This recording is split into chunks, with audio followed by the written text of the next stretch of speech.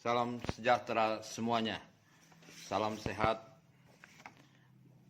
Kami dari kelompok 1 program Magister S2 STAB Nalanda yang dibimbing oleh Bapak Dr. Haji Ishomuddin SHMPD mempersembahkan tayangan YouTube mengenai masalah metode penelitian dengan mengambil topik pembahasan masalah dan variabel penelitian, penelitian survei dan pendekatan korelasional, serta penelitian tindakan atau action research. Semoga tayangan ini membawa manfaat dalam mengembangkan pengetahuan di bidang metode penelitian. Mari kita saksikan bersama. Kita ke masalah dan variabel penelitian. Nah, pemilihan masalah penelitian, ya. Kalau berkaitan dengan pemilihan masalah, ini tentu harus ditetapkan area masalah yang diteliti. Jangan begini, ya. Kita meneliti, ya. Kita membuat suatu variabel atau judul tesis sembarangan. Padahal apa yang kita teliti itu atau permasalahan yang kita hadapi itu memang tidak tahu atau mungkin tidak ada masalah, kan begitu ya. Kan penelitian itu kita teliti itu adalah ada masalah, ya. Contohnya pernah saya sampaikan kan ya berkaitan dengan masalah produktivitas. Kalau contohnya ya produktivitas petani ya itu menurun ya, hasilnya atau produktivitas padi itu menurun. Ya, faktor-faktor apa saja itu yang menurun itu, yang mempengaruhi kan gitu. Misalkan apakah faktor dari airnya kah, atau mungkin dari bibitnya, ya, atau mungkin dari tanahnya dan sebagainya. Nah itu kan harus diteliti. Itu kan masalah, ya. Atau mungkin dalam penjualan, ya. Penjualan katakan pedagang, ya. Menjual barang-barang pakaian. Kenapa kok penjualan pakaian ini menurun? Apa permasalahannya?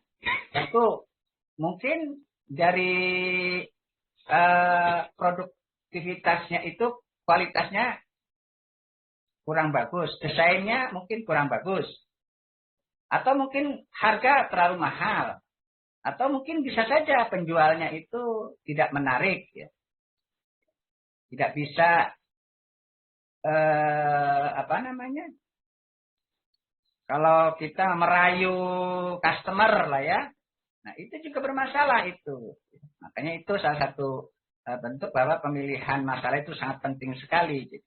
Jadi harus diketahui ya area mana permasalahan yang akan kita teliti seperti itu ya. Kemudian juga usahakan sesuai dengan minat dan keahlian peneliti. Artinya dari mahasiswa itu sendiri, ya, apa kira-kira nih di bidang apa? Kalau memang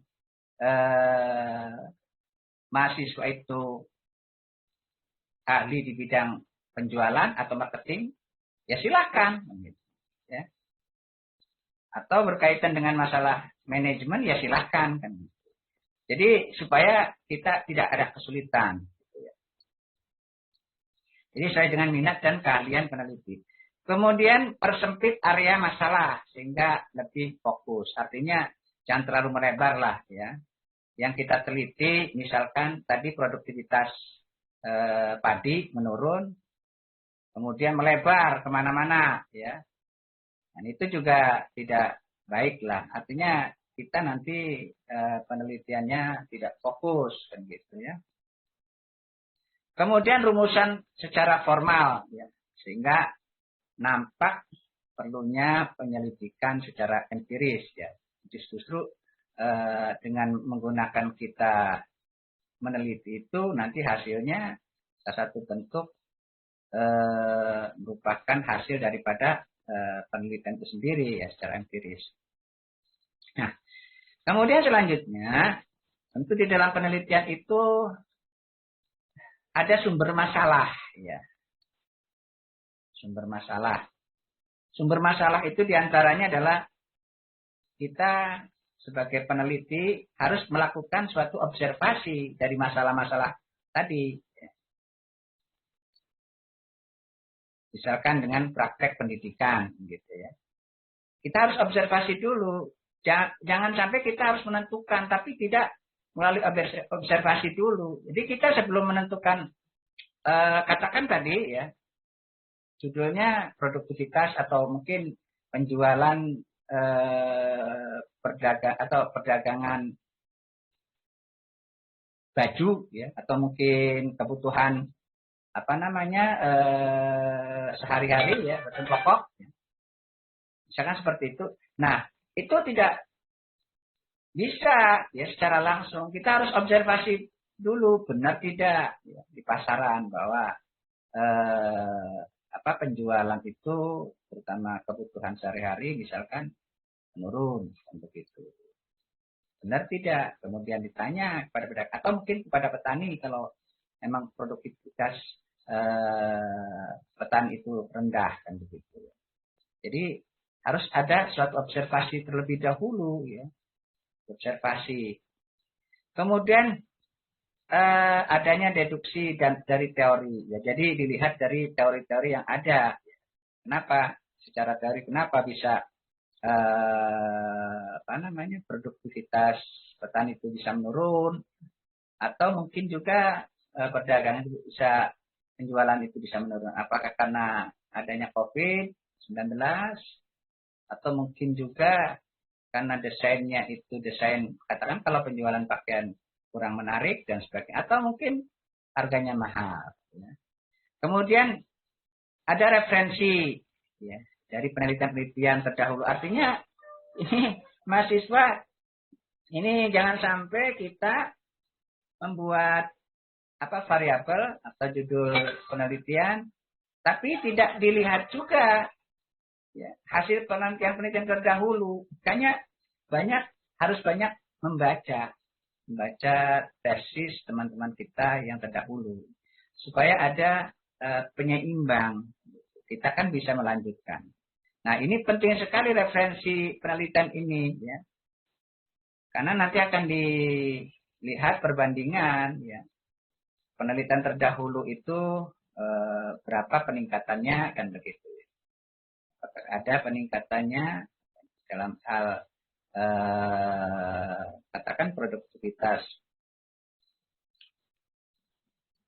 petani, faktornya dari apa kan gitu. Itu harus dilihat juga ya.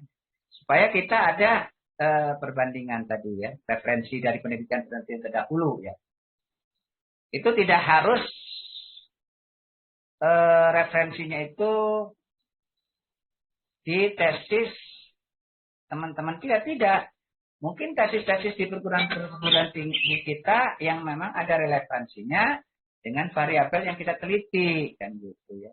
Yang ada kesamaannya variabelnya. Itu maksudnya ya. Harus ada. Kemudian obsesi dan masalah sosial yang berkaitan dengan pendidikan. Karena kita kenal pendidikan ya tentu yang menarik memang yang memang ada relevansinya yang berkaitan dengan masalah-masalah sosial, terutama kaitan dengan masalah pendidikan. Itu kira-kira sumber masalah seperti itu. Kemudian ada beberapa syarat masalah penelitian yang baik. Masalah itu tentu ada syaratnya. Ini research. Ada data empirisnya, ya artinya secara teoritisnya sudah dilakukan suatu penelitian ya, yang cukup dan ada metode yang cocok. Apakah metodenya metode survei, penelitiannya itu, atau mungkin dari segi bentuk ya, bentuk penelitiannya itu apakah memang kualitatif, apakah kuantitatif. Kalau kualitatif, ya tentu sebagai responden itu peneliti itu sendiri. Ya. Kalau kualitatif menggali informasi-informasi yang memang untuk bagaimana supaya apa yang kita teliti itu ada kepuasan. Terus digali. Itu kaitannya dengan penelitian kualitatif. Tapi kalau kuantitatif itu tentu akan bersinggungan dengan perhitungan-perhitungan angka, ya, dengan menggunakan perhitungan SPSS dan sebagainya. Sekarang udah mudah lah ya kita lakukan ya dengan menggunakan SPSS. Tapi sebenarnya kalau Bapak waktu penelitian itu SPSS itu sebagai penyeimbang aja ya. Saya itu penelitian kuantitatif ya, tapi tetap sebagai pencocokan kebenaran apa yang kita perhitungkan itu dari masing-masing variabel ya, itu menggunakan manual dulu ya, dengan sistem Excel dulu, kemudian baru dibuktikan dengan SPSS seperti itu.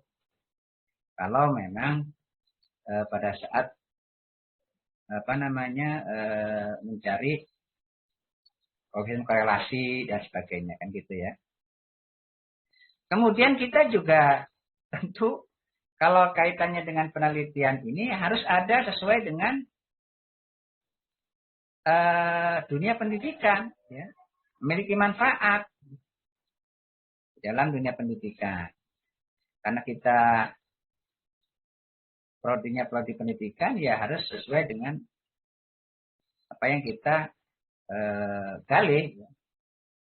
Itu bidang dunia pendidikan.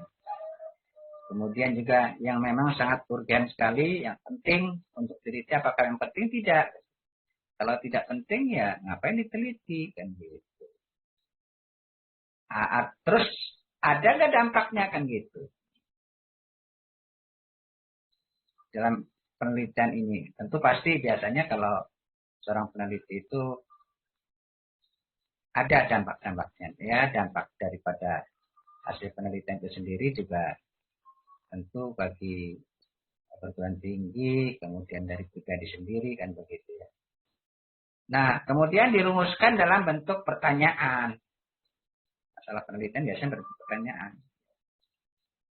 Kenapa produktivitas petani itu rendah? Kemudian juga dicari faktor-faktornya apa. Kemudian harus jelas, ya, tidak memiliki makna ganda. Ya. Kemudian juga peneliti memiliki kemampuan untuk meneliti. Ya. Nah, bagaimana ya? Kita tentu harus juga menguasai metodologi penelitian ini. Kita belajar step by step lah ya. Kemudian ini yang paling penting juga cukup waktu. Artinya dalam penelitian ini jangan sampai kita karena kita kan ditarget ya, karena kita juga pendidikan ini memang kita ditarget berapa tahun ya, harus selesai. Tentu kita juga harus dilihat ya, jangan sampai kita meneliti sampai bertahun-tahun ya. Tentu ini juga tergantung ya, artinya tergantung dari si peneliti itu sendiri. Kalau memang peneliti itu memang cerdas dan juga punya komitmen, ya, tentu pasti akan selesai. Saya aja ya menggarap disertasi itu dari A sampai Z ya, dari sejak judul sampai kesimpulan, ya, ujian akhir ya, kemudian ujian terbuka, 1 tahun itu dikerjakan sendiri. Nah itu harus cukup waktu, itu artinya juga harus kita melihat dari sisi kesiapan kita sebagai peneliti. Jangan sampai ya ini kan mayoritasnya kan karyawan ya, atau mungkin juga marketing dan sebagainya. Jangan sampai kita tersita dengan salah satu penelitian, ya, sementara pekerjaan kita juga terabaikan. Nah itu ya. Jadi harus dipertimbangkan ya waktunya ini ya. Kemudian juga tenaga ini ya. Tenaga tentu kalau penelitian yang sebenarnya ya, itu memerlukan tenaga dan dana. Tenaga dalam arti kalau penelitian itu menggunakan sebaran kuesioner, ya tentu kan harus copy, kemudian diserahkan kepada kalau memang kepada orang yang memang berkepentingan, misalkan kepada guru, ya, atau mungkin kepada kepala sekolah, ya. Kalau itu untuk meneliti kinerja kepala sekolah, kan gitu. Atau mungkin para pengawas, itu menggunakan tenaga. Dan juga termasuk dana. Nah ini karena memang lokusnya itu luas, misalkan seprovinsi DKI, akan meneliti tentang kinerja guru, ya, kinerja guru seprovinsi DKI atau seprovinsi Bali misalkan. Itu kan harus semua dibagikan itu kuesionernya kepada kepala-kepala sekolah. Nah ini juga memerlukan dana, ya. Dana transportasi menyerahkan kuesionernya, kemudian juga memfotokopinya, transportasinya, belum lagi yang namanya ngisi kuesioner itu kan tidak sembarangan, ya. Artinya yang memang benar-benar sesuai dengan variabelnya itu. Kalau kinerja guru, ya berarti kepada siapa itu? Pada pengawas, bukan kepada gurunya, ya. Atau kepala sekolah. Karena yang menilai itu guru. Yang menilai guru itu adalah kepala sekolah. Kemudian perumusan masalah penelitian. Ya. Penyusunan masalah penelitian harus disesuaikan dengan jenis permasalahan tadi. Ya. Secara garis besar jelas ya masalah penelitian ini dibedakan. Ya. Pertama, masalah untuk mendeskripsikan suatu proses atau fenomena yang terjadi. Contohnya bagaimana implementasi dari proses. Kemudian juga yang kedua, ya, masalah untuk membedakan status dua fenomena atau lebih. Ya.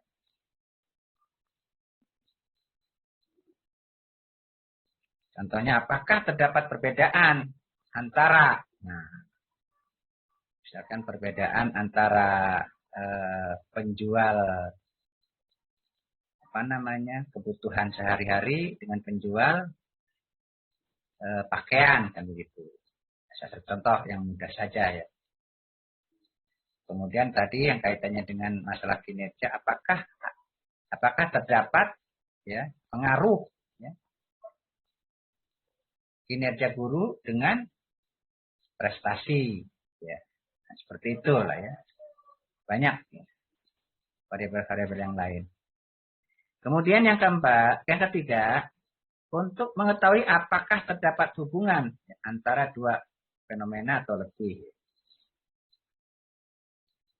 Jadi, kalau yang tadi perbedaan, ini ada hubungan ya. Kemudian yang keempat, masalah untuk mengetahui hasil pengembangan suatu model. Contohnya, apakah dengan menggunakan model dapat meningkatkan ya, pendapatan perdagangan atau penjualan, kan begitu. Apakah tadi ya ada yang namanya variabel bebas atau disebut juga variabel independen. Sering juga disebut variabel independen. Atau juga bisa sebagai variabel stimulus ya atau predikator. Atau juga ada juga yang menyebutnya antecedent, ya, antecedent. Namun dalam bahasa Indonesia itu sering disebut juga variabel bebas tadi ya. Jadi variabel bebas ini ya merupakan variabel yang memang yang mempengaruhi ya, yang mempengaruhi atau yang menjadi sebab perubahannya, atau juga sebagai yang timbul variabel dependent ya, terikat. Jadi bahwa penghasilan petani itu menurun, itu masuk dalam kategori variabel. Kemudian ini ada variabel dependent ya.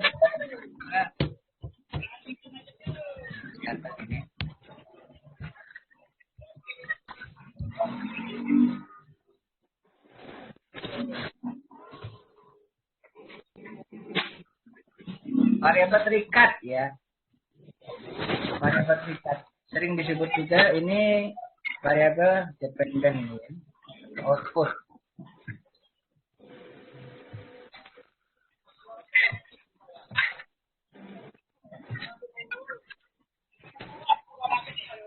Nah, variabel terikat ini ya merupakan variabel yang dipengaruhi ya, yang menjadi akibat ya, karena adanya variabel bebas. Nah, itu variabel terikat.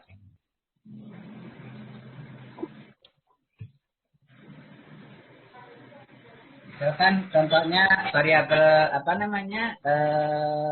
independen ini ya, atau variabel bebas ini ada contohnya variabelnya komitmen kerja ya.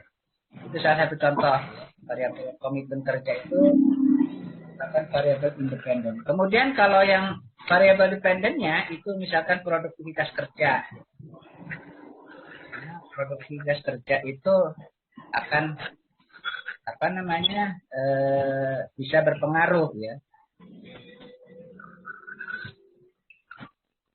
Nah, kalau komitmen kerjanya itu sangat tinggi ya, atau mungkin mempunyai komitmen yang benar-benar sesuai dengan kita ya dalam melaksanakan kerja atau tugas.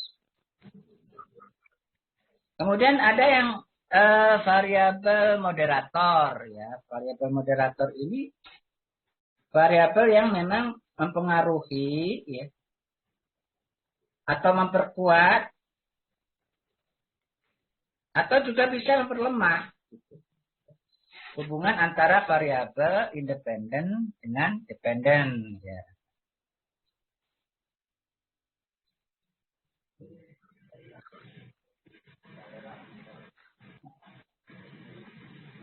Kemudian hubungan perilaku ya, misalkan ini kan ada hubungan perilaku suami dan istri ya, akan semakin baik atau kuat manakala mempunyai anak ya, misalkan satu contoh seperti itu. Dan kemudian juga semakin renggang manakala ada pihak-pihak ketiga ikut mencampuri ya. Nah, di sini kalau salah satu contoh ini ya, di sini kalau anak itu adalah sebagai variabel moderator ya. Karena anak ini merupakan salah satu variabel yang memperkuat hubungan antara suami dan istri, dua pihak itu. Makanya anak ini merupakan salah satu bentuk variabel moderator. Bisa memperlemah atau memperkuat ya hubungan.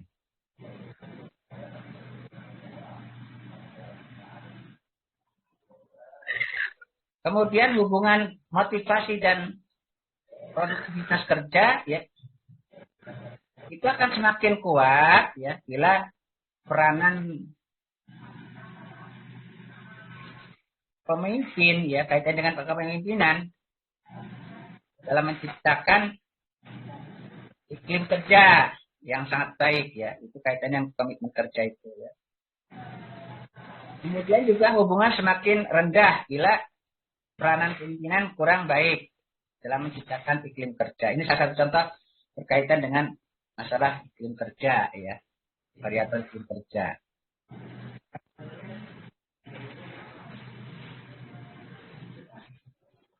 Jadi tadi kaitannya salah satu contoh variabel apa namanya independen yaitu perilaku suami ya dengan perilaku istri ya.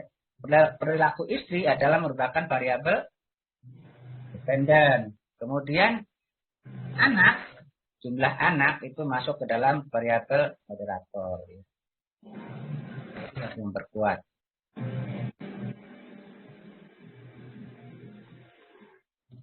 Kemudian variabel intervening, ya, variabel intervening ini, ya, ini ada salah satu apa namanya yang berpendapat, ya, dari Tuchman, ya, Tuchman ini berpendapat bahwa variabel intervening ini variabel yang secara teoritis, ya, mempengaruhi hubungan antara variabel independen dengan dependen, yang merupakan hubungan yang tidak langsung.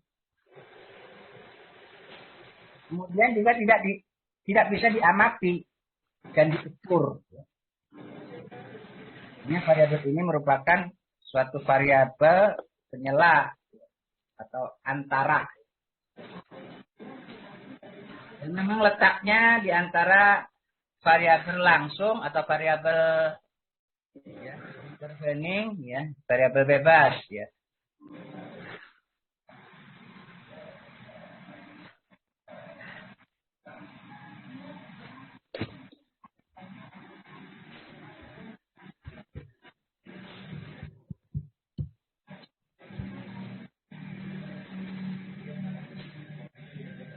Kemudian variabel dalam konteks X nggak bisa dari sini nggak bisa sini mana nih Yuli. Mestinya kalau ada co-hostnya bisa di mute dari host. Ya. Iya nih tapi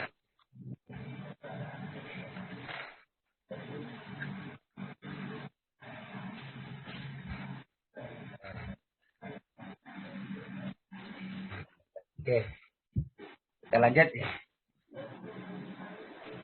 Kemudian ini ada beberapa contoh ya, hubungan variabel bebas, variabel terikat, kemudian juga variabel moderator dan variabel intervening. Ini apa namanya? Untuk kotak-kotak seperti ini ada kemandirian belajar ya. Ini hasilnya di kemudian ini variabel atribut ya. Kemandirian belajar itu ada rendah, kemudian metode pembelajarannya seperti apa ya. Ini termasuk variabel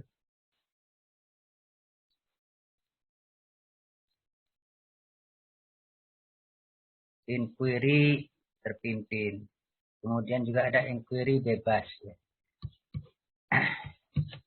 Baik, kita lanjutkan ke selanjutnya ya.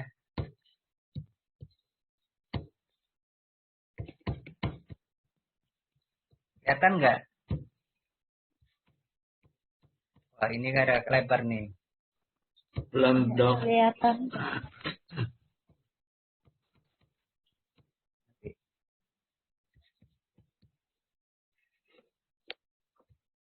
PowerPoint-nya ada nggak? Kelihatan nggak? Tidak kelihatan, Dok. Belum, Dok. Belum. Mana nih caranya ini? Share. Oh iya. Oke. Buka dulu, Dok, filenya, Dok. Oh, udah. Ini udah nih. Maklum lah ya.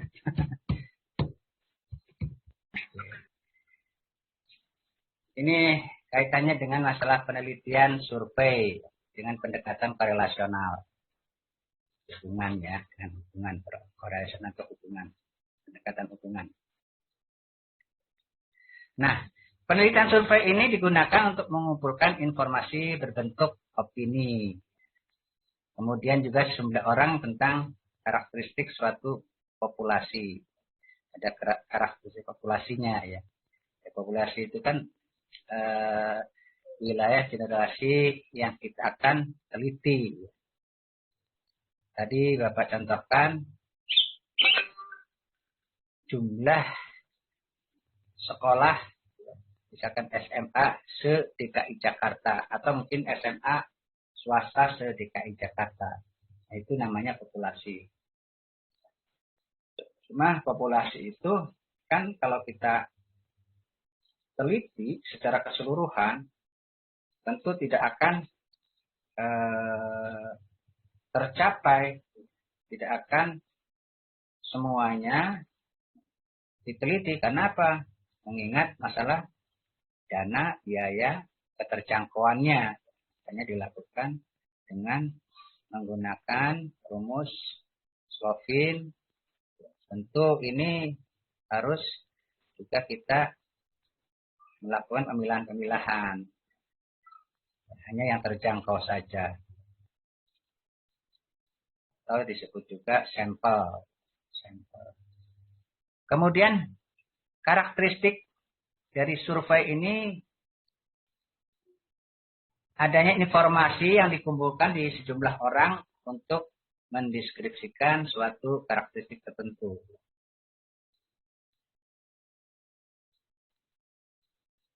Jadi ada informasi-informasi yang berkaitan, katakan masalah kinerja guru ya. Nah, kinerja guru itu rendah. Kenapa kinerja guru itu rendah? Ya, mungkin bisa dipengaruhi dari kurangnya pengawasan, kan bisa seperti itu ya. Kemudian juga bisa saja komitmennya ya, yang rendah ya, kurang, atau bisa juga karena rendahnya daripada kinerja itu dari fasilitas, bisa saja seperti itu. Karena fasilitasnya itu memang terbatas, maka hasilnya pun juga akan terbatas. Karena kinerja itu kan hasil kerja apa yang kita lakukan, kinerja. Kemudian informasi dikumpulkan melalui sejumlah pertanyaan-pertanyaan. Jadi kita itu melakukan penelitian survei itu harus melakukan suatu pertanyaan. Mencari apa sih penyebabnya. Misalkan berkaitan dengan tadi contoh rendahnya penghasilan daripada petani ya. Tanya kepada yang sesama petani di sekitar situ ya, di sekitar wilayah yang kita teliti. Dikumpulkan ya melalui sejumlah pertanyaan-pertanyaan.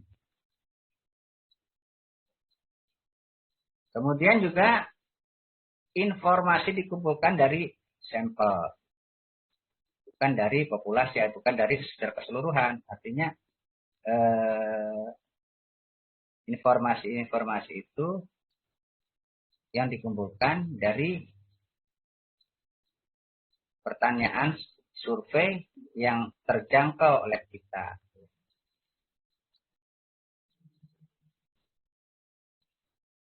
Kemudian kaitannya dengan penelitian survei dengan pendekatan korelasional ini, tujuannya yaitu untuk mengetahui hubungan antara suatu variabel dengan variabel lainnya ya, dalam suatu populasi.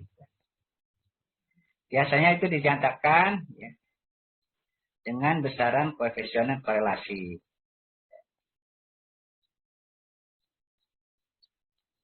Biasanya ini ditentukan dengan rumus statistik ya, koefisien korelasi.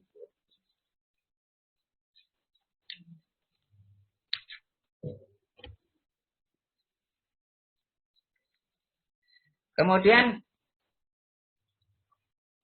koefisien korelasi ini satu penelitian korelasi ya, yang memang mempelajari hubungan dua variabel atau lebih.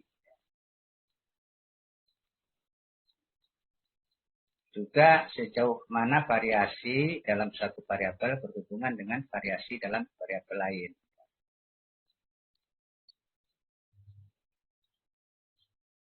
Kemudian juga korelasi ini juga dapat menghasilkan dan menguji suatu hipotesis mengenai hubungan antara variabel satu dengan variabel yang lainnya. Ya, dilihat dari besar kecilnya hubungan antara dua variabel. Tujuannya untuk apa? Yaitu salah satunya, ya, tujuan utamanya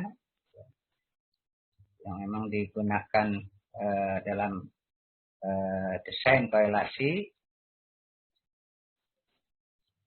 pertama mengeksplorasi hubungan kausal antara variabel-variabel dan juga memperkirakan nilai pada suatu variabel dari penelitian beserta nilai variabel lain. Kemudian ada juga ciri-cirinya ini, ya, kaitannya dengan korelasional ini.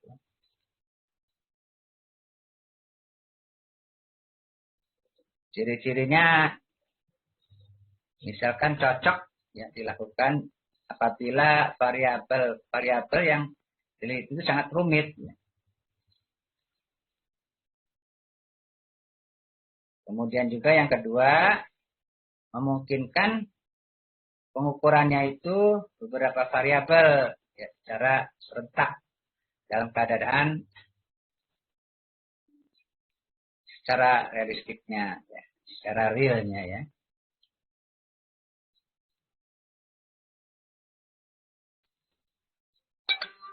Kemudian juga apa yang diperoleh itu adalah taraf atau tinggi rendahnya saling berhubungan dan bukan ada atau tidak adanya saling hubungan. Ya. Apakah ada hubungannya atau tidak? Kan gitu. Antara variabel satu dengan variabel yang lain. Apakah hasil korelasionalnya itu rendah atau tinggi? Kalau dimasukkan ke dalam rumus koefisien korelasi.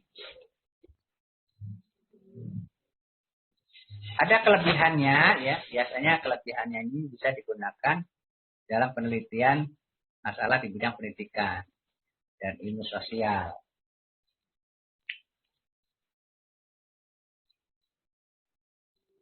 Tadi itu masalah contohnya kinerja guru.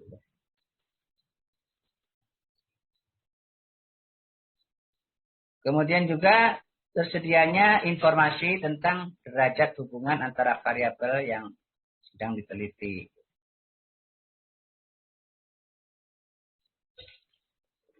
Yang ketiga, memungkinkan untuk menganalisis bagaimana sebenarnya variabel-variabel tersebut, baik sendiri-sendiri ataupun dalam kombinasi yang memang mempengaruhi pola perilaku.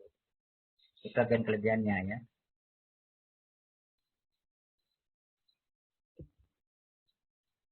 Ini ada kelemahan-kelemahannya ini ya. Salah satunya kelemahannya hasilnya cuma mengidentifikasi ya, apa sejalan apa tidak ya. Kemudian juga menunjukkan saling hubungan yang bersifat kausal.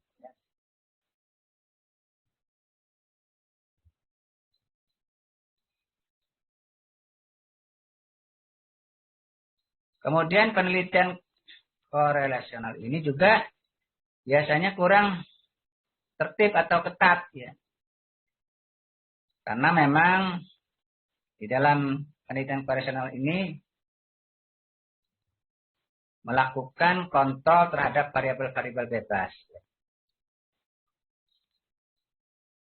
Kemudian juga kelemahannya ini polanya itu saling berhubungan ya. Kemudian sering tak menentu dan kabur.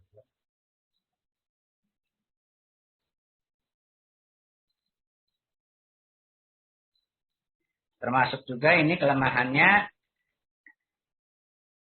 atau bila memasukkan beberapa data ya tanpa pilih-pilih. Juga menggunakan setiap interpretasi yang berguna atau bermakna.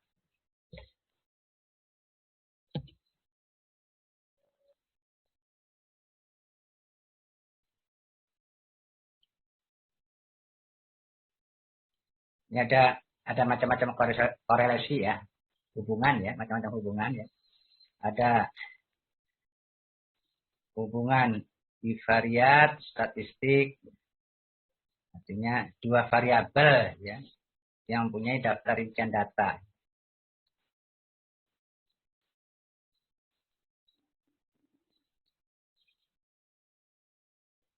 Kemudian juga yang kedua, korelasi multivarian statistik digunakan ketika mengukur derajat hubungan antara dua variabel atau lebih. Itu macam-macam korelasi, macam-macam hubungan. Ini biasanya dibuat atau dibentuk adanya konstelasi hubungan. Ya.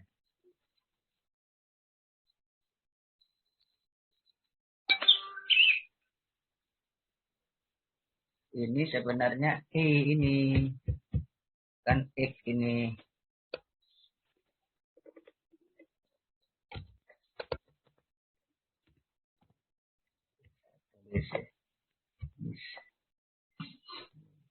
X1 itu variabel bebas ya. Variabel pertama, kemudian yang X2-nya ini variabel bebas kedua. Kemudian ada Y ya, Y. Variabel terikat. Kemudian mungkin bisa saja ada variabel lain. Ini ada 3 variabel ya. 2 variabel bebas, 1 variabel terikat. Biasanya kan variabel terikat itu bisa berpengaruh manakala variabel bebasnya itu akan berpengaruh ya, pengaruhi.